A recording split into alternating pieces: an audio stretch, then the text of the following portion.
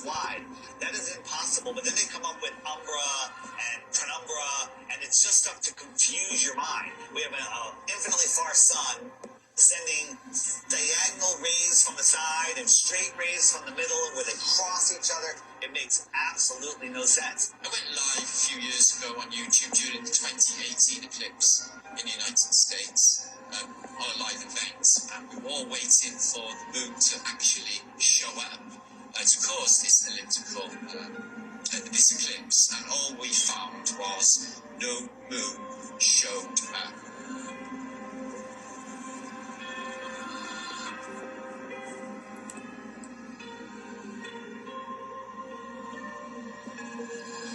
So that blew my mind to think that there was actually no moon visible, yet this effect of the sun literally being covered by an object I had witnessed. Why can't we see the moon approach the sun, eclipse the sun, or exit the sun? And we don't. We just see a black circle eclipsing the sun. We never see it next to the sun. Now people say, well, it's because the sun is so bright. When the moon is totally eclipsing the sun, you should be able to see the features on the moon. You should be able to with a regular camera, with your regular eyes, with an infrared camera, but it has never been seen. There's only been anti-flat earthers that will fake an image and fade it into a picture of the eclipse. There's no video of it. Think about what an amazing video would be if they could film it from the International Space Station or from the moon itself.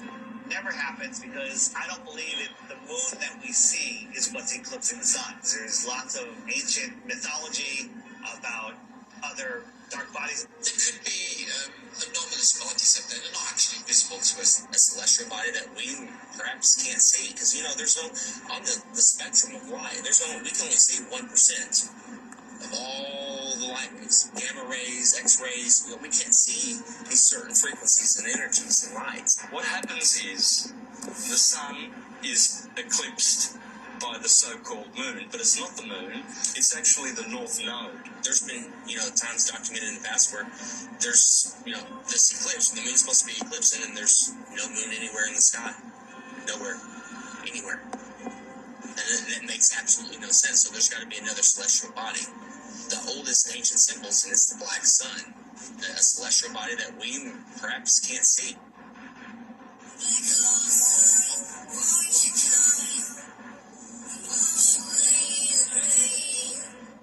A lot of ancient civilizations always spoke about a black sun. It's like, why are they talking about a black sun for hundreds, if not thousands of years? And that information now is turned into, oh, the black sun is an evil thing. It's like, well, yeah, of course, that's what they're selling it. They're selling it to you as an evil thing to stay away from it. They already don't want you to like the real sun in the sky. They push it so far away, they want you to not care about it. There's a reason it's close to you. There's a reason it's here for us. There might be more suns and moons on the outskirts of Antarctica, on the outer lands. There might be more suns and moons. There might be more suns and moons in our world here. We just can't see it. You talk about the seasons itself. Seasons prove the Earth is a stationary plane with a local sun. When the sun is circling over the Earth over here in the Tropic of Cancer, these people here, they have summer. But 6 months later, the sun is over here.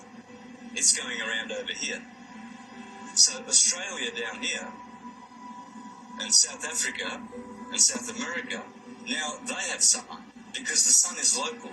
It's not 93 million miles away. The sun and the moon revolving, springing into the center seasonally, and then springing back out again. This makes perfect sense that a spinning ball hanging on an invisible sky nut at a degree of 6.66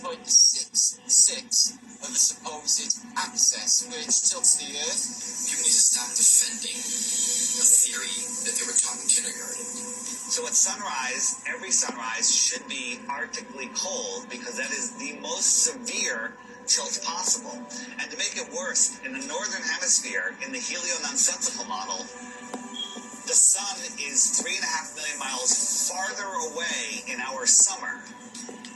But when the sun shows up on the horizon, I can feel the heat on my face immediately. I can get a suntan in June. But in December, at solar noon, when the sun is at its highest point in the sky, I can look up at the sun and barely feel the heat on my face. And also, it's 3.5 million miles closer. The whole tilt thing doesn't make any sense. And when the sun is on this side, it only illuminates this part of the Earth because it's local. And this part is dark, that will be night. So it's quite easy to understand day and night and the seasons and explain them on the flat Earth than it is with the globe model. The sun and the stars are rotating around our heads like a perfect clock, and it goes out of your view as taking the light with it. This is an intelligently designed and created place. The sun does move about 15 degrees per hour through the sky, but when it gets close to the horizon, it kind of stops and it stays there and it moves at a different speed.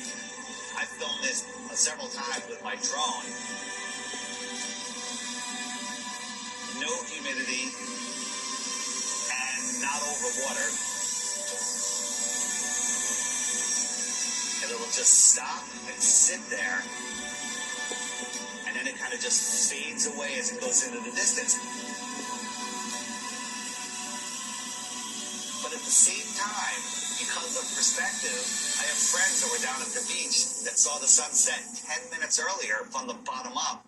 And that's simply because they're looking across a span of water that has a hill with trees, a tree line on it, which is hundreds of feet over their heads. But from their point of view, it's at eye level. And as the sun moves away, it just gets eclipsed by the tree line, which they think is eye level, but it's high up in the sky. Water, it's always flat, always level. So starting at the northernmost point, as far as I can get, of Lake Michigan, and then traveling south, you can see that red line here, that the body of Lake Michigan is 574 feet above sea level, and it's level. There's no change in elevation, there's no curve. This cross-section shows what an undisturbed body of water looks like, and that's level. We know that to be true. There's three properties of liquids. They have mass, they take up space, and they always take the shape of their container. The physics of water is to find and maintain level.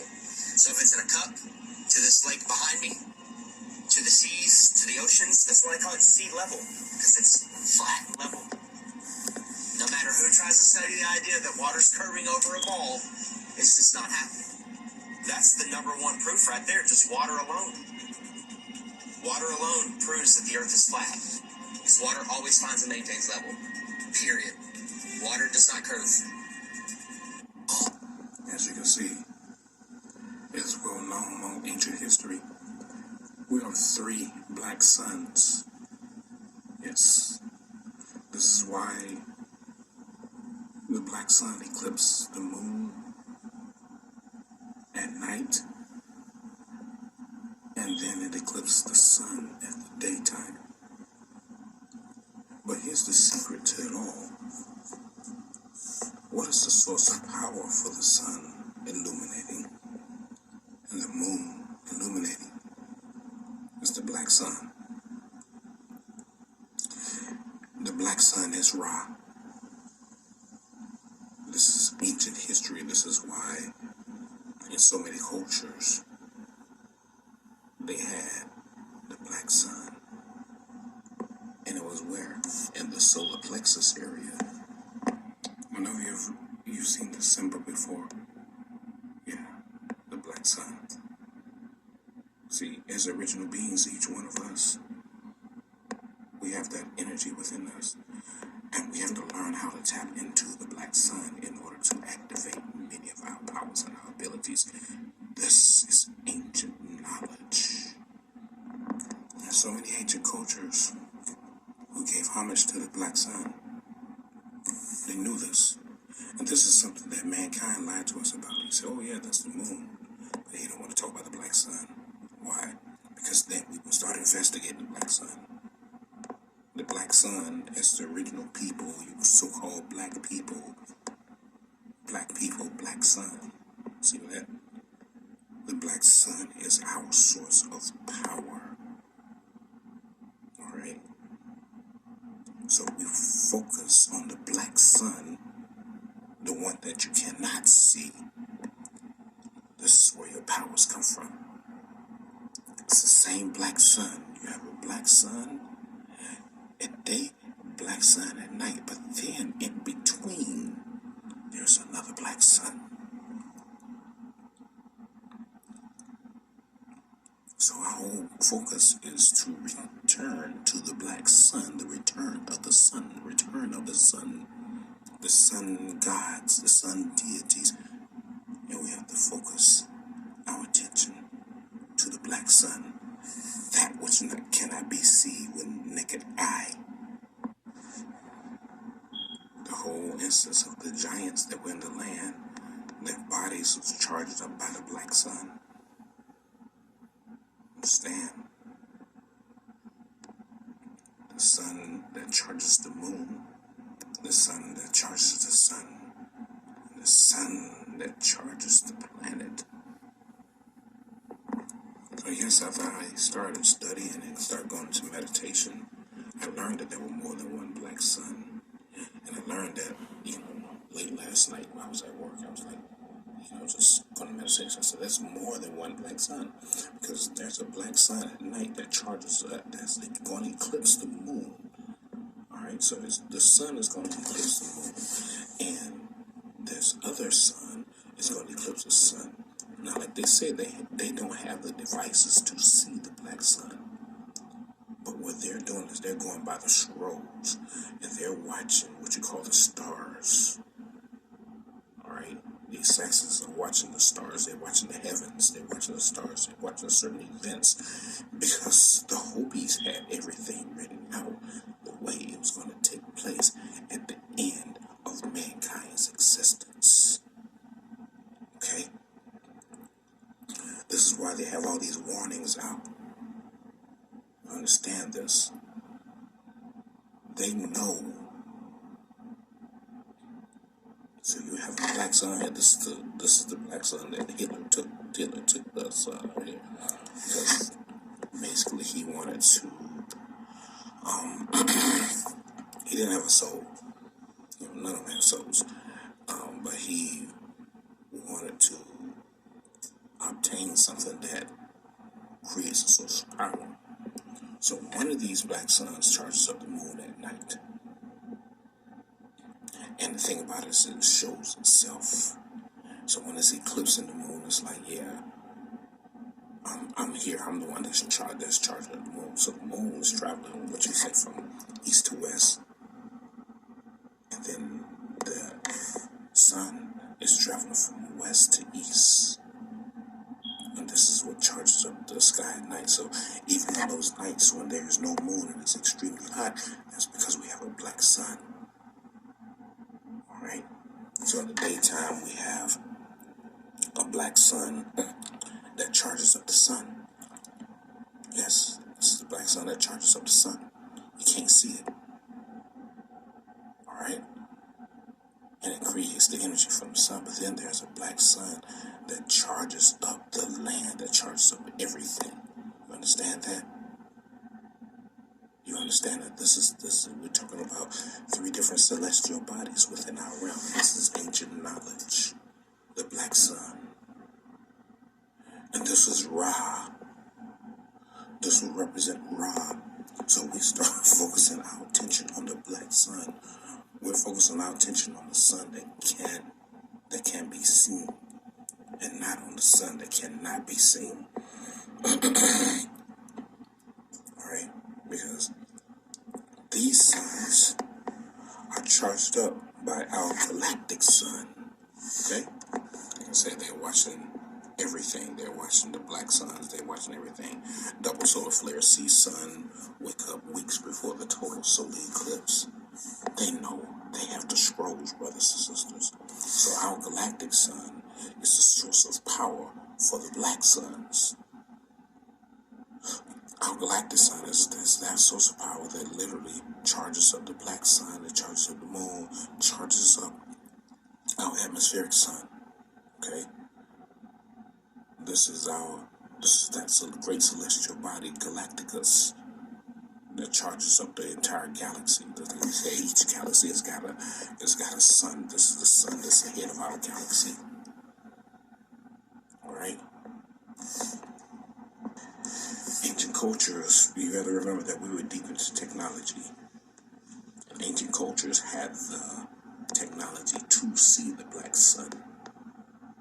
Mankind doesn't have that technology. We kept that away from them. That's why they have to go according to the scrolls, and they have to go according to certain events and certain things that happen, because they don't have that technology to see the black sun. I thought they had it, but then they really announced that they don't have that technology, which means that they're going by according to the scrolls, and they're going according to the setting of the stars, certain events, certain celestial events. That's why they have all this stuff here. They don't need to watch everything. They need to watch everything. So the black sun we have 3 black suns in our realm. We have 3 black suns in our realm. And the one that charges up the sun every now and then will eclipse it. And why will it eclipse it? Because it's upgrading the sun. It gets right in front of it and it upgrades the sun. And the one that charges up the moon, it eclipses. So this is where the moonlight comes from. The moonlight comes from the black sun. There's a black sun at night. Okay? So the moonlight is charged up by one of these black suns, which means that when we see our daylight, the sun, the day go down or sunset, and the moon is coming, there is a black sun. But I want you to remember this right here. The moon doesn't go away. It just goes to its dark side, okay? See this here? The moon goes dark. It's always there. Why does it go dark? Look at that. As you can see, the moon is still there. It goes dark. Because there's something that the dark energy that comes from the moon. So when the moon goes dark, it's emitting dark energy. You can't see it, but when it comes light, it's emitting light energy. You see that? So these are the faces of the moon, but it's the black sun that charges up the moon. But the moon goes to different phases because it's pulling in dark energy. And when you can't see it, it's pushing out pure dark energy. So that's your dark light continuum. As the moon literally goes through phases, pushing out light energy and then pushing out dark energy. You see that, right? That's why we say the moon doesn't go away. I can't see the moon. It's there. It's there. It's just, it goes through phases, pushing out light energy, pushing out dark energy. All right? Extremely important factors that we need to really look at. I just wanted to share it with you all about the black sun. Okay? Every so often, the black sun will eclipse, or which means get in front of. That's what I say. Eclipse means get in front of, or better yet, it engulfs the entire sun. It engulfs the entire moon, and it charges it up. We're coming into the new age, brothers and sisters. All right? I'll catch you guys later. Much power to you all.